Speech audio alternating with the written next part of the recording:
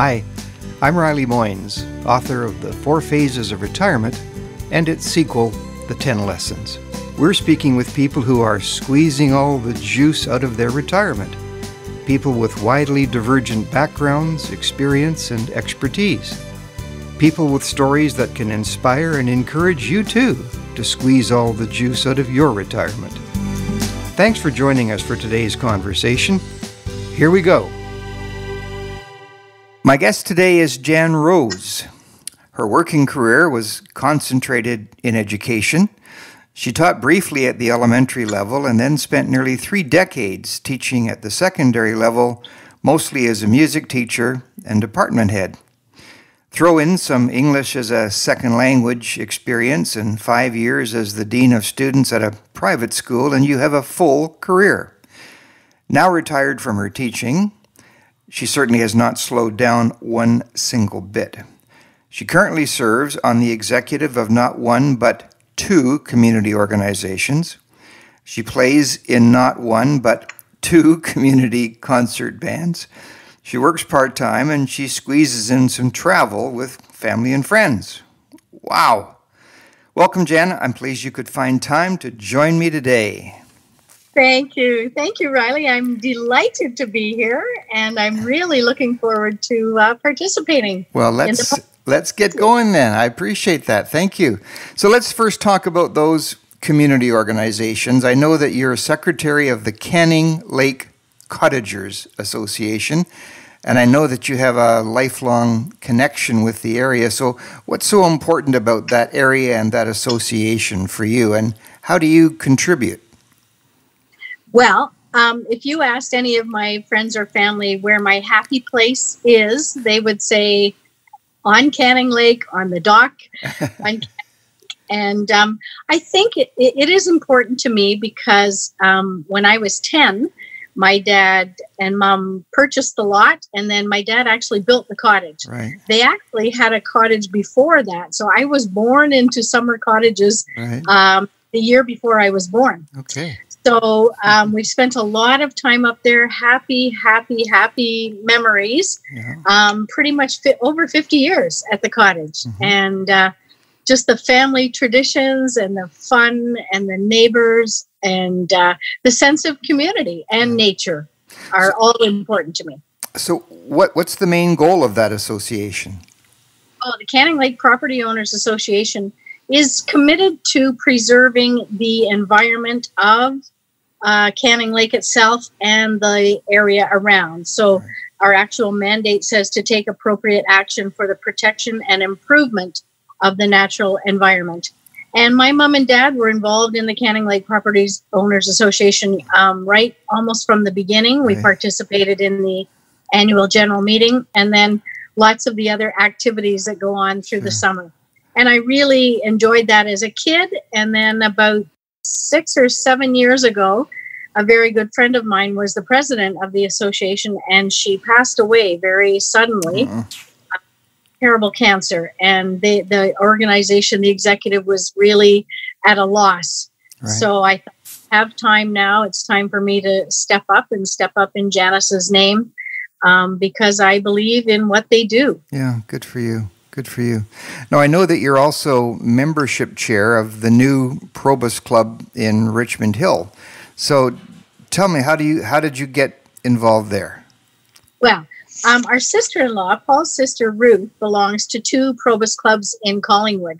And so for the last 10 years or so, we've heard Probus this, my Probus Club that. And we thought, that's a funny name. And what is that? So anyway, we got to know a little bit about what it was about. And then I just sort of saw on Marge Andre's What's On Richmond Hill that she publishes that there was going to be a first organizational meeting. Right. And I texted Paul. He was still working in his last year of teaching. And I said, do you think I should go to the meeting and we could see what this is all about and we can maybe join? Because the groups that Ruth belongs to in Collingwood are very active.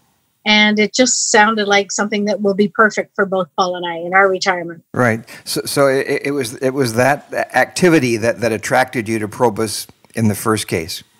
Yes, the activity and the intellectual stimulation with the guest speakers, which is a big part of Richmond Hill Probus group, Yeah. and just a chance to meet other friends outside of school. With both Paul and I being high school teachers, you end up spending a lot of time with your work colleagues as a teacher, and there really often isn't a life outside until the end of June. Right. Now, I know that Paul's involved too. I know you volunteered him on several occasions when he wasn't around to say no. So what's his involvement with the Probus Club at this time? So before that meeting, I had said to him, they'll have a list. You guys published a list of the offices that would be up for taking to get the club rolling. And I know both you and Brenda and Ruth said, we need people to start this or we're not going to have a group. So I said to him at the time, I said, I might see what's involved with the membership. And but there's a newsletter. There might be a newsletter. Would you be interested? And Paul said, well, I'd be interested in helping with it. Right. But if anybody wants, but I knew that that's his real love of writing. Okay. So he's the newsletter guy now, doing a great job.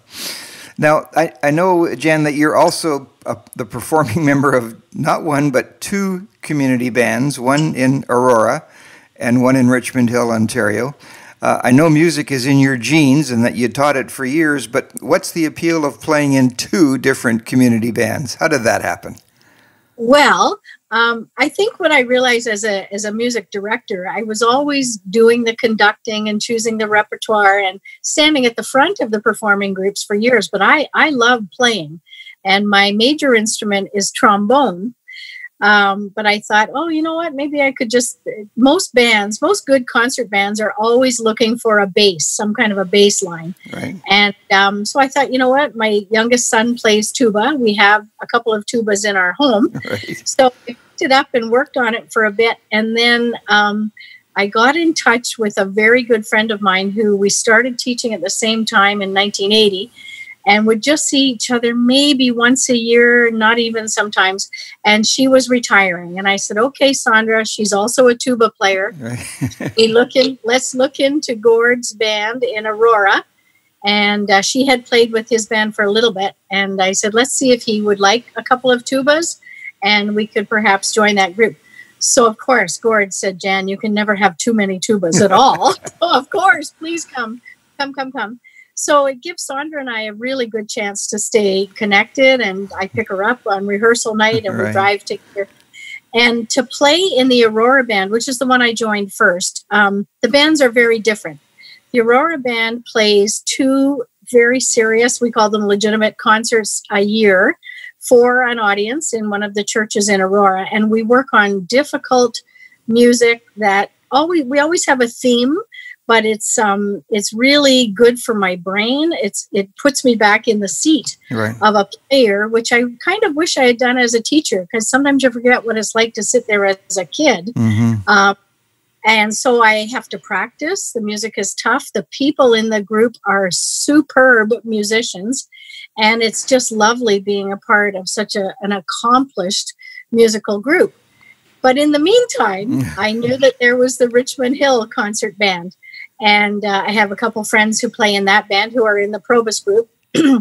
And it's a very different band. Again, they were ecstatic to have me. Nobody really heard me play first, but your reputation went ahead of you. I think so. And so I went to the first rehearsal, and it's just not that it's a different.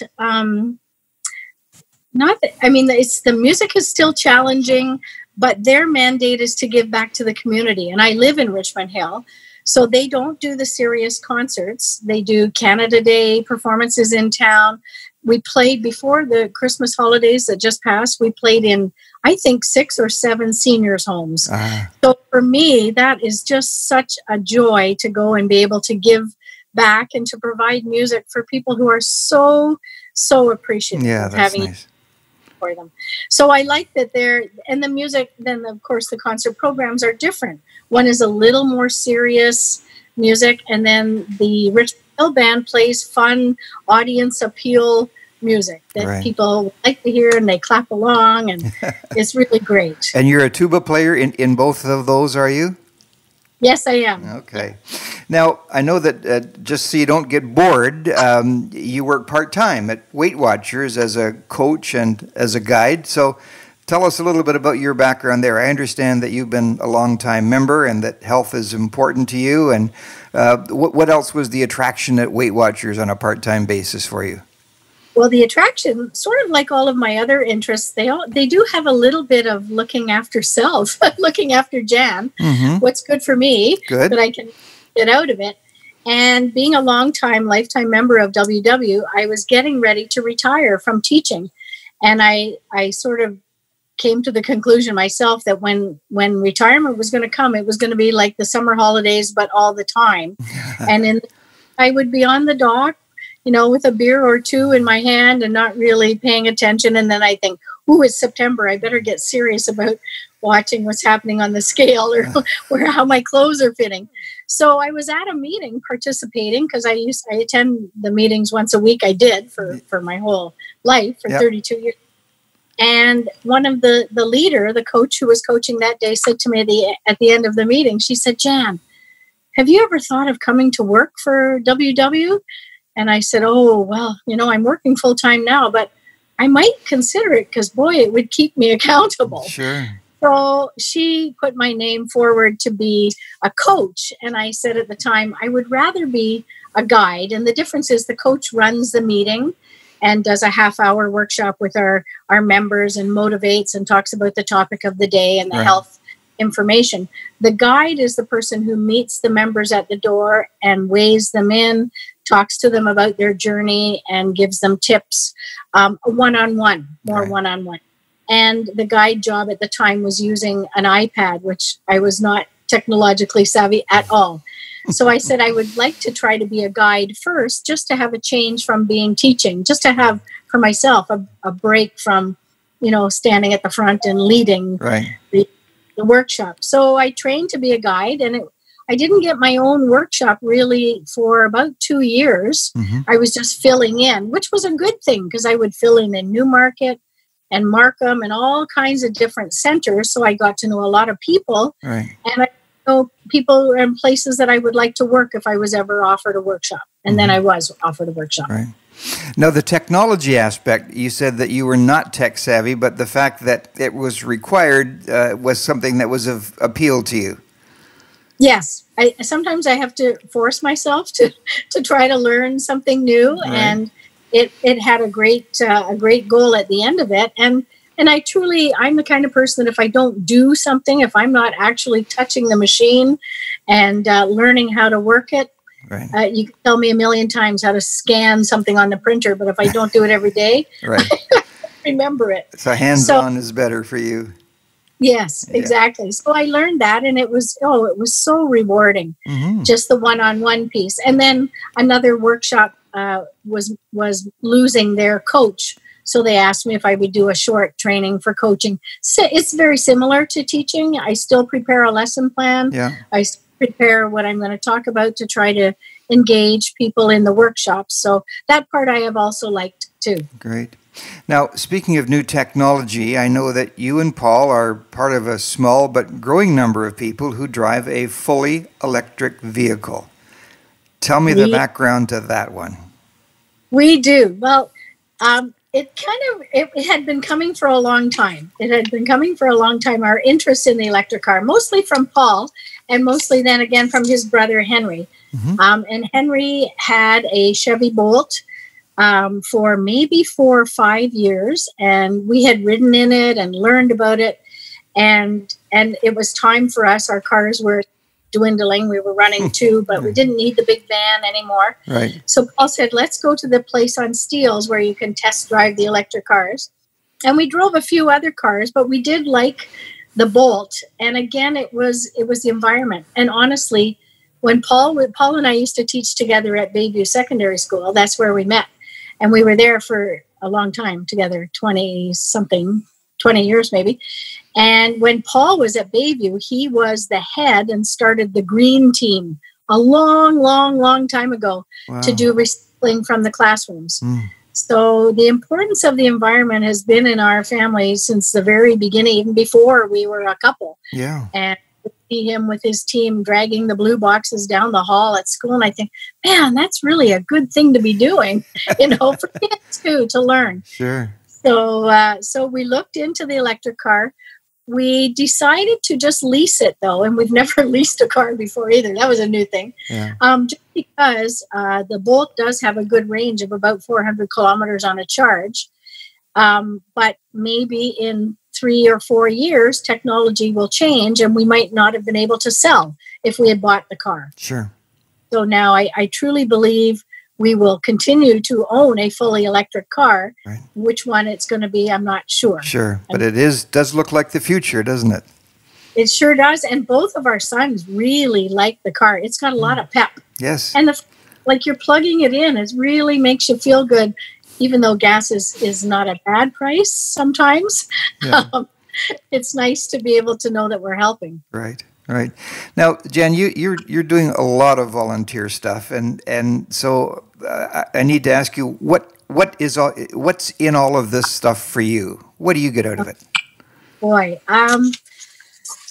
I think it keeps me intellectually stimulated. Everything that I do, I have to think and I have to plan, and it also is all of them are great social networks for me by choice. Mm-hmm. I really have a great deal of satisfaction when I help people, and sometimes I don't even know that I'm helping them in some way, but just sharing what I know. Sure. And hear back from folks later that, boy, you really, got me through a time that was tough, or you really helped me move ahead and know what I was going to move forward to focus on. And the days are always filled. Even when I taught, my days were pretty full. But this is nice that I get to choose what I'm going to fill my day with. But the satisfaction of hearing somebody say, wow, I can't believe, I remember when you taught me how to knit when I broke my leg, or I had my Achilles surgery and I was laid up, and I made all kinds of clothes for my granddaughter. Nice. So just on little skills that I have, and I learned that from my mom and dad, really. Yeah. My dad always said, you get out of life what you put into it, and try to be always as involved as you possibly can. So I get a great deal of enjoyment out of being active and involved. You've learned those lessons well. Jen, when you hear the phrase squeezing all the juice out of retirement, which is kind of the theme of our podcast series here, what does that mean to you? It means, I think, making the absolute most of every minute of every day and every opportunity that comes your way. Whether you think it might be a positive opportunity or maybe not a positive opportunity, there's always something to learn from life as it comes at you. And as we get older, I remember the day I turned 60 and I thought, oh man, now I'm kind of seem to be on the downhill part of, and it really hit me. And I thought, oh, I'm not going to be sad about this, but it's time to continue doing what I'm doing, but in different ways. And I love your expression of rewiring or repurposing yourself. I think my dad always said also he had to have something to look forward to, and a person always needs to have a purpose. Yeah. And I've met some people who have been retired for maybe 3 or 4 years, and I say to them, actually one of the fellows who sits beside me in band, and I said, isn't that great? Isn't retirement awesome? And he said, I don't really know. So later on he shared that, he kind of needed some more things to do, even though he plays in 3 bands. Wow. But so if someone were to ask you your advice as to what they should do to squeeze all the juice out of retirement, I have a sense that I know what you're going to say, but what advice would you give those folks? Well, I think I was always lucky that I knew what I was interested in, and I knew that if I had some spare time, what I would do for fun, like I just couldn't wait to read, or I couldn't wait to knit when the Academy Awards were on, or things like that. But I think some people don't maybe know what their interests are, what they're good at. And my advice would be to ask people, ask your loved ones, ask your kids, grandkids, your family, if they could describe you, what do you do well, or what is your passion, and what are your interests? What do you seem to like to do? Or you could even word it to them. You could say, if I was to start another career, what do you think I would be good at? Right. Even though it's not a paying career, but it's still a purposeful, responsible career. Yep. Because I truly think sometimes people don't really know what they would be good at because they're tied to their career or their responsibilities, whatever those were when they were working full time. But also, I think you have to get ready to try a few things. And some things will fail. Some things you will say, wow, what was I thinking? That's not really, I'm watching the clock. I don't want to really, I'd like to be somewhere else. Yeah. And to try other things, but to not be afraid to try. That was certainly one of the things that came clear to me in my interviews with people, and I came to describe it as phase 3, where we conduct some trial and error. And if you don't know what it is that is really going to be of interest to you, you really just have to try, and you have to keep trying, and you have to recognize that some things will end up just flat on the floor and they were a bad idea, but you've got to move on, and that's the advice that you've been giving to people as well. Exactly. What aspects, Jen, of this phase of your life are you finding most gratifying? Oh, wow. Gratifying, I would say, is to, when I lay down to go to sleep at night, I think, did I fill that day as full as I could possibly fill it, and make sure that it was purposeful? And almost always the answer is yes. Sometimes too full, sometimes too much. Wow. But yes, like very, very, very satisfying. It's great to be able to do that each day and feel that you've squeezed all the juice. Now, on the other side, though, what, if any, aspects of this phase of your life are you finding most challenging? Two things. There isn't enough time in the day, which can change. I would like to have more time.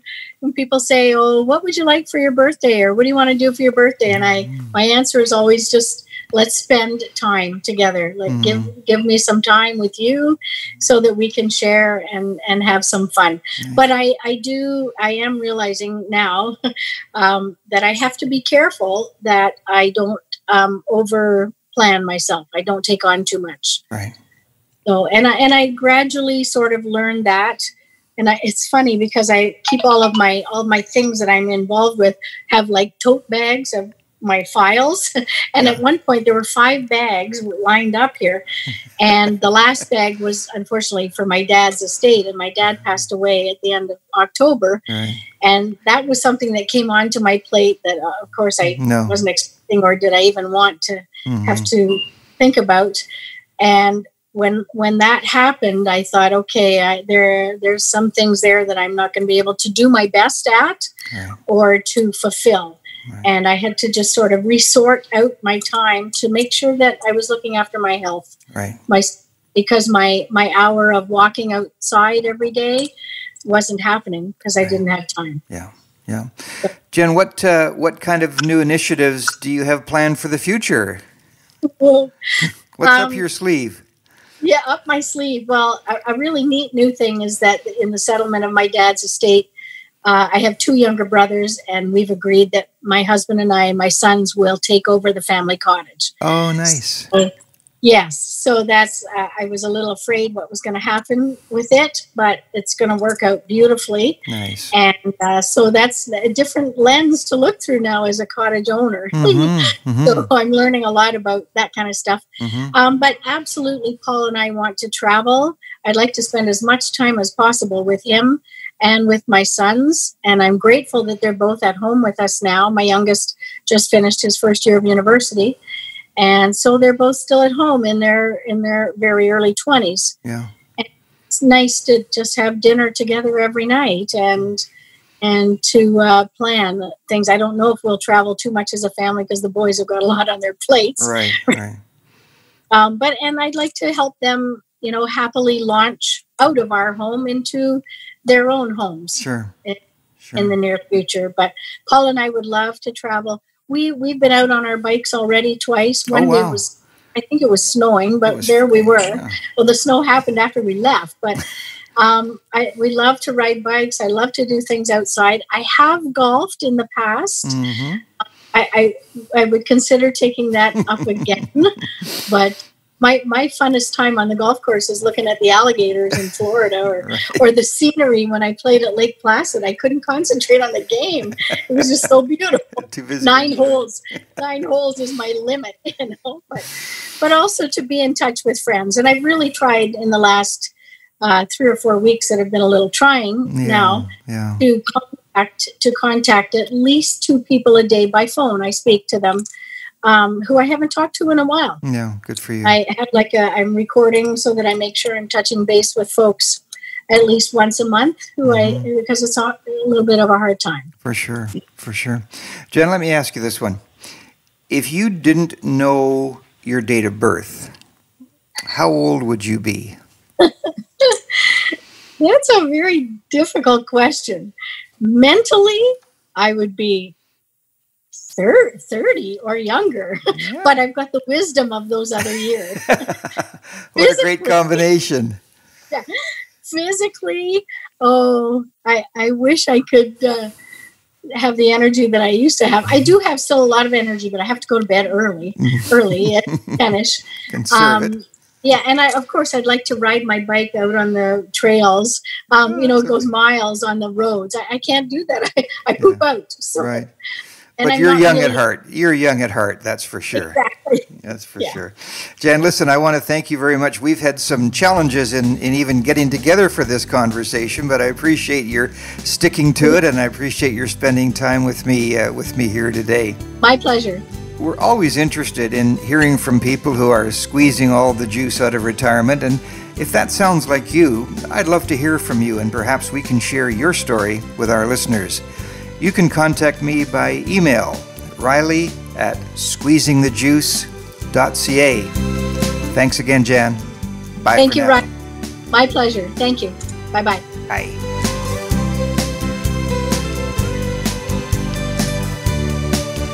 I hope you've enjoyed today's conversation and that you'll join us again next time as we help you squeeze all the juice out of retirement. I'm Riley Moynes. Bye for now.